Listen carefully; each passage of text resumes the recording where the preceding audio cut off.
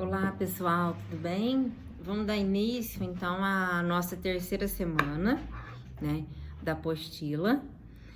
Nós vamos continuar falando de globalização, só que nós vamos interligar a globalização com o meio ambiente. Então, em 1992, foi feita aqui no Brasil, na cidade do Rio de Janeiro, uma conferência chamada Eco 92, em que essa conferência trazia como base, como medida principal para se conter, né, o avanço, né, se conter, não um avanço, mas conter um pouco da poluição causada pelos combustíveis fósseis, principalmente do petróleo, que foi chamada de desenvolvimento sustentável. Então, a globalização fala justamente isso, né? Sobre esse conceito, em que o país, né, se desenvolva industrialmente, principalmente industrialmente, mas de uma maneira sustentável, né? Então, se eu retiro um número X de árvores, que eu plante esse número X de árvore, para poder ficar equilibrado, né? A gente sabe que a gente está numa sociedade de produtos descartáveis.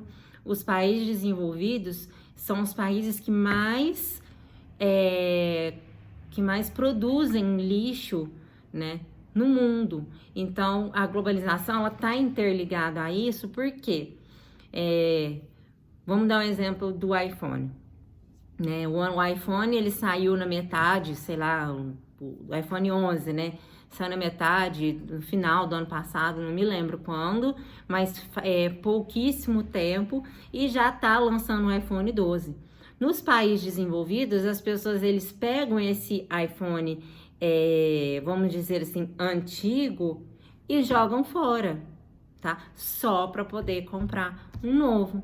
Então, o desenvolvimento sustentável ele fala justamente isso, né? Em que você produz, né, de uma maneira sustentável, que você consuma de uma maneira sustentável, né? E quanto mais o país é desenvolvido, quanto mais globalização ele tiver, mais ter essa consciência de desenvolvimento sustentável ele tem que ter. E a gente sabe que não é assim, né? A gente sabe que a queima dos combustíveis fósseis, né, solta um gás que é chamado gás carbônico, que é altamente prejudicial à nossa camada, né, que protege a terra, né? Isso causa vários problemas que eu expliquei para vocês no finalzinho do ano passado: ilhas de calor, inversão térmica, tá?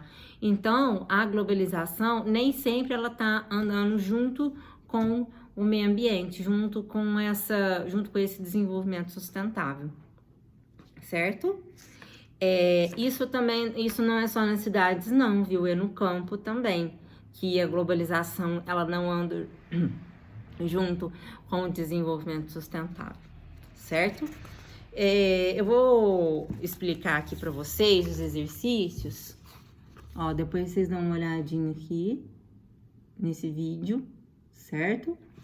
E eu vou explicar aqui os exercícios para vocês, que vocês vão poder me mandar até sexta-feira, tá? Pode me mandar hoje, ou pode me mandar amanhã, até sexta, certo? Até sexta às 11h59. Além disso, eu vou postar no grupo para vocês alguns exercícios complementares. O que seriam esses exercícios complementares?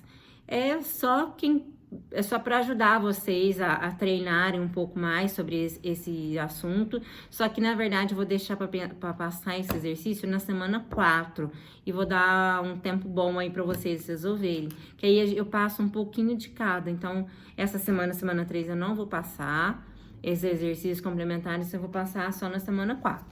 Bom, vamos lá. Falando os exercícios aqui da apostila. Então, a gente tem uma charge e a gente vai precisar de analisar essa charge para o exercício 1 e 2, certo? Bom, o exercício 1 tá aqui. Qual a questão apresentada aqui na charge? Então, o que essa charge tá querendo falar?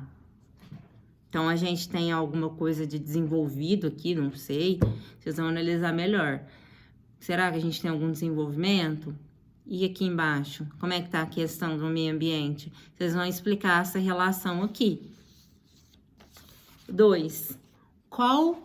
Quais os problemas ambientais apresentados na charge? Cite uma ação que poderia reduzir os problemas. Então, quais são os problemas ambientais citados na charge? O que se poderia fazer para amenizar ou reduzir esses problemas?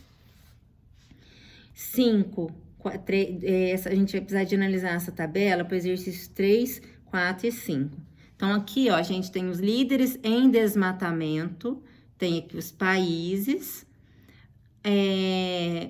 o tamanho em quilômetros quadrados, isso em um ano, tá? E aqui do outro lado, a gente tem os maiores emissores de CO2, que é o gás mais prejudicial, né? Então, aqui a gente tem os países e aqui em milhões de toneladas em um ano, certo? 3. Segundo os dados da tabela, que o problema ambiental é ocasionado pelos países desenvolvidos. Então, olhando esses países aqui e esses países aqui, ó, qual é o problema ambiental que os países desenvolvidos, né, não sei qual deles aqui, que vocês vão analisar, qual o problema ambiental que eles causam?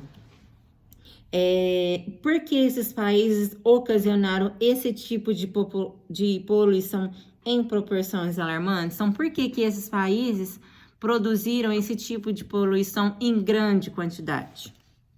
4. Os países subdesenvolvidos ocasionaram que problema ambiental citado na tabela? É meio parecido, né? Ah, não, subdesenvolvidos, o 4.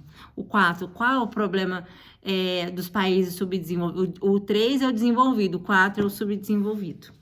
5. Por que nenhum dos países desenvolvidos da Europa aparece na tabela do desmatamento? Por quê? Lá na Europa a gente tem floresta, uma grande quantidade. Não sei, só uma dica aí para vocês, tá bom? Bom, eu tô aqui à disposição de vocês. Caso vocês queiram tirar alguma dúvida em relação à matéria, em relação aos exercícios, pode me procurar. Estou à disposição de vocês, viu? Beijo, fiquem, até mais.